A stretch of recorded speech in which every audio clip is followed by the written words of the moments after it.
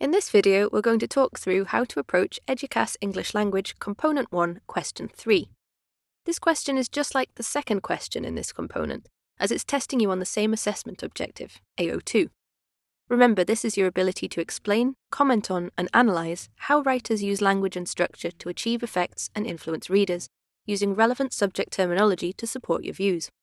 But this time, the question is worth 10 marks, the maximum number of marks for any question on the reading section of the Eduqas language paper. This question could be another impressions question, or it could be structured as a how question. For example, you could be given line numbers from the text and asked something like, how does the writer show the relationship between Katniss Everdeen and Peter Mellark in these lines? How does the writer show the character of Eleanor in these lines? Or, how does the writer show the differences between Sarah and her mother Natasha in these lines? As you can see, you could be asked about one character or multiple characters. Again, just like an impressions question. The more characters, the easier it should be for you to make several comments. Also, to help guide your response even more, you might be given bullet points. If you are, they'll ask you to consider what the characters say and do in these lines, and how the writer uses language and structure in relation to the focus of the question. The question will also remind you that you need to refer to the text to support your answer, meaning that you need to include quotations from the text, and that you should use relevant subject terminology where appropriate. Remember, this refers to your comments on language used in the extract and exploring its effect. It doesn't mean you need to become an expert at identifying things like nouns, verbs, and adverbs. Essentially, all this question is ever asking you to do is comment on content and language. Content is basically what happens in the story, while language is concerned with how the writer gets their ideas across. You should comment on both of these things in your answer. They're both important, but analysing language will demonstrate a higher quality response. What the examiner is looking for is for you to identify evidence that shows something about the character or characters. Sound familiar?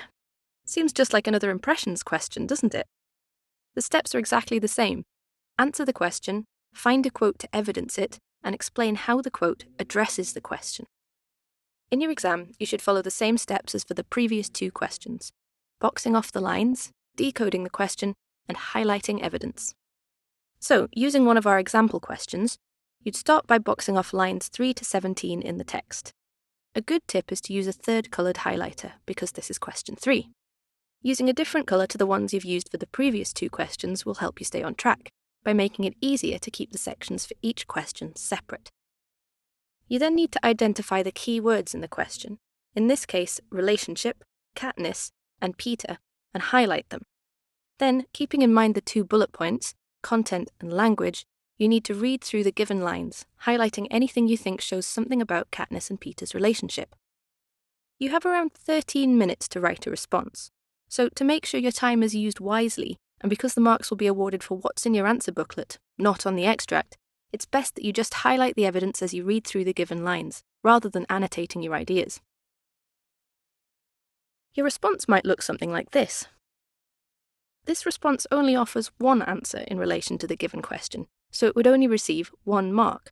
It's a 10-mark question, so in a full response you'd need to begin with an overview, followed by 8 or 9 separate points to receive a top band mark. But for now, let's look closer at the steps to success for this type of question. Use connectives to guide the examiner through your response. Use the keywords from the question in your answer.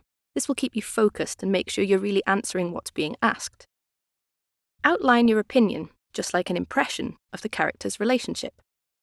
Select evidence from the text that reveals something about the character's relationship. If it helps support your point, show your understanding of the extract by explaining what's happening at this point in the story. Don't spend too long on each point you're making. Instead, it's about the coverage. With a 10-mark question, try to aim for 8 or 9 separate points, which cover both content and language. We'll leave it there. It'd be a good idea to practice the differently phrased questions you could be asked to build up your confidence before the exam. To get you started, why not try the Eduqas style paper that's attached to this pod? Good luck!